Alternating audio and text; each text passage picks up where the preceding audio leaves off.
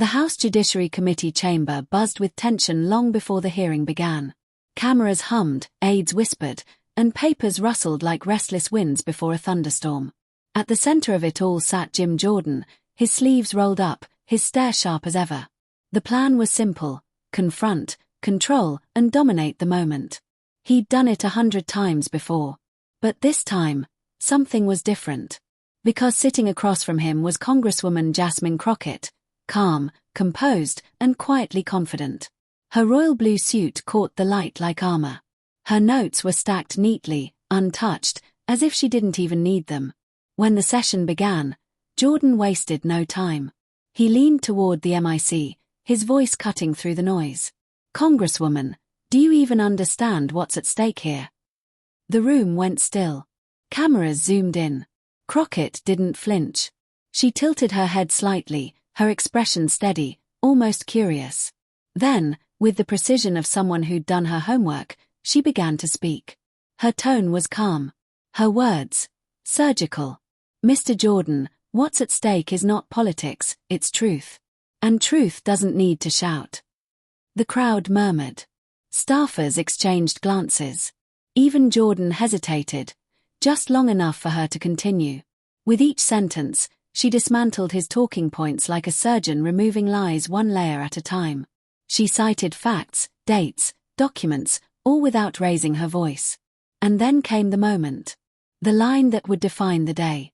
"Respect isn't about volume," she said softly. "It's about validity." The silence that followed was electric. For a split second, even Jim Jordan, the man known for fiery clashes and relentless interruptions, had no words. Crockett leaned back slightly, her eyes unwavering. The hearing had just begun, but already everyone in the room knew this wasn't going to be a normal exchange. This was going to be a reckoning.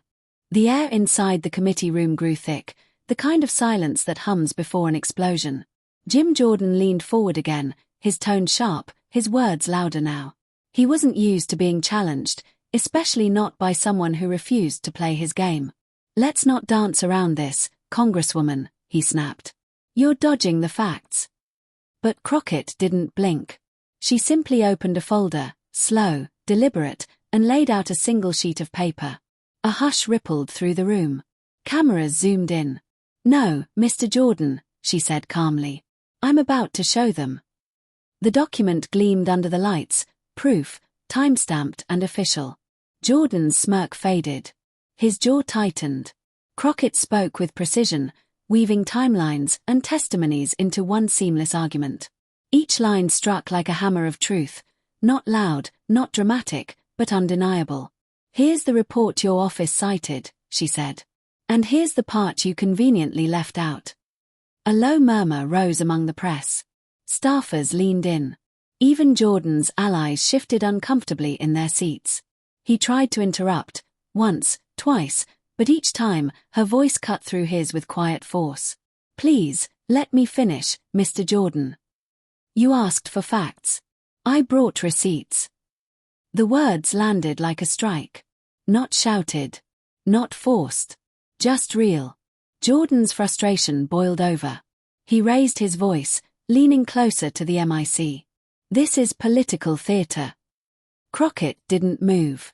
"Then maybe, sir," she replied, "you're upset because the truth doesn't fit your script." The room erupted. Gasps. Whispers. Even a few muffled laughs. For a moment, the congressman who'd built his career on commanding the room had lost it completely, and the calm woman across from him had taken control without ever breaking a sweat. The camera light flickered across Jasmine Crockett's face. She wasn't gloating. She wasn't smiling. She was simply steady. Jim Jordan leaned back in his chair, eyes darting between his notes, searching for footing that no longer existed. Crockett had taken it all, the rhythm, the momentum, the authority, and turned it into something far more powerful than outrage, clarity. The battle wasn't over yet. But for the first time, everyone could see who was truly in command. By the next morning, the hearing room was no longer just a hearing room, it was a battlefield frozen in time. Clips of the exchange flooded every corner of the internet. Twitter, YouTube, TikTok, news stations. And everywhere, the same headline kept appearing. Jim Jordan explodes. Jasmine Crockett brings receipts. The world couldn't stop watching. They replayed that moment, the way she paused before laying down the evidence, the way her voice stayed calm while his cracked under pressure. It wasn't anger that silenced him. It was truth delivered with precision. Anchors called it a masterclass in restraint. One headline read, "She didn't shout. She showed the proof." Late-night shows replayed the clip like a highlight reel, each time emphasizing the same thing, Jasmine's unshakable calm. The internet turned her lines into memes, quotes, and trending hashtags. #she brought receipts. #facts over fury. #the Crockett effect. But behind the noise, something deeper was shifting.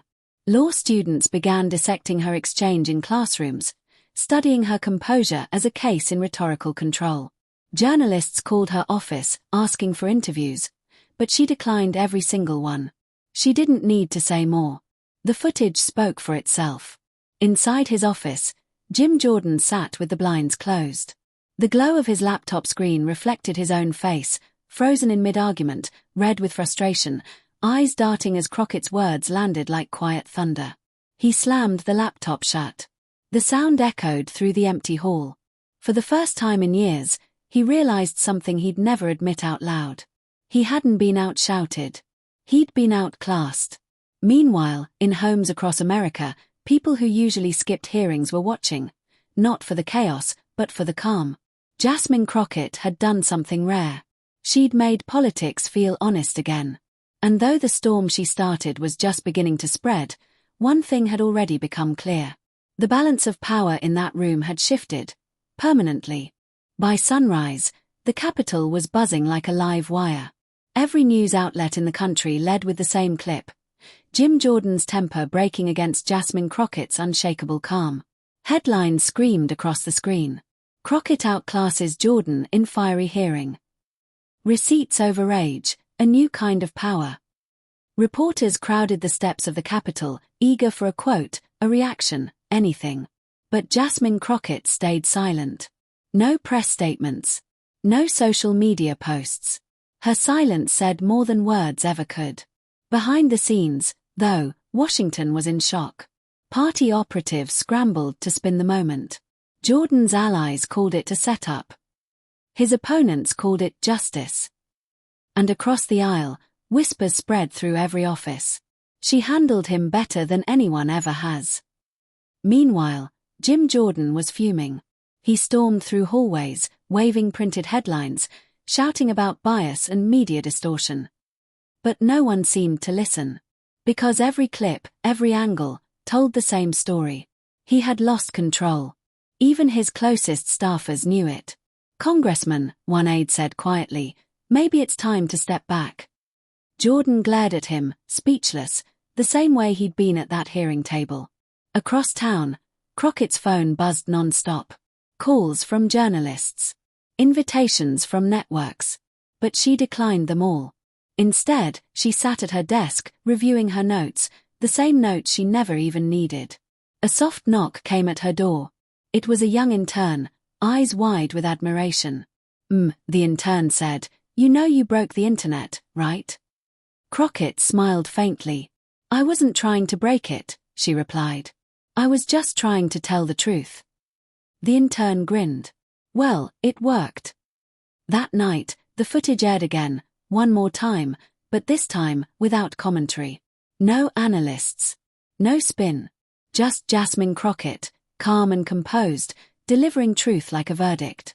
And somewhere in that silence, between her words and Jordan's frustration, America saw something it hadn't seen in a long time. Accountability without chaos. It wasn't just a clash anymore. It was a turning point. Days passed, but the echo of that moment refused to fade. Clips of Jasmine Crockett calmly dismantling Jim Jordan's arguments were everywhere. On phones, in classrooms, in late-night monologues. It wasn't just politics anymore. It had become a symbol. Teachers showed the clip to students. "This," one said, "is how you argue with facts, not fury." Law professors played it in lectures about composure under pressure. Even comedians, usually quick to mock, played it straight, saying, "She didn't lose her temper. She made the truth louder than the shouting. The country had found something rare. A politician who didn't scream for attention. She earned it. In Washington, whispers turned into conversations. Journalists called it the Crockett Standard.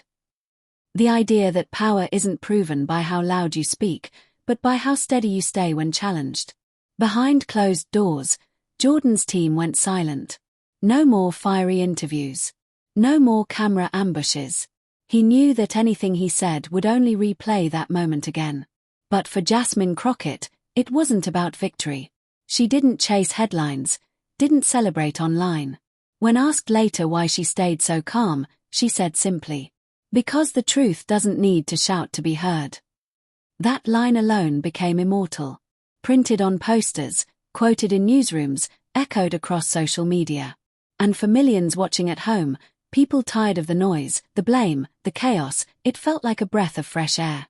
For once, the calmest voice in the room was also the strongest.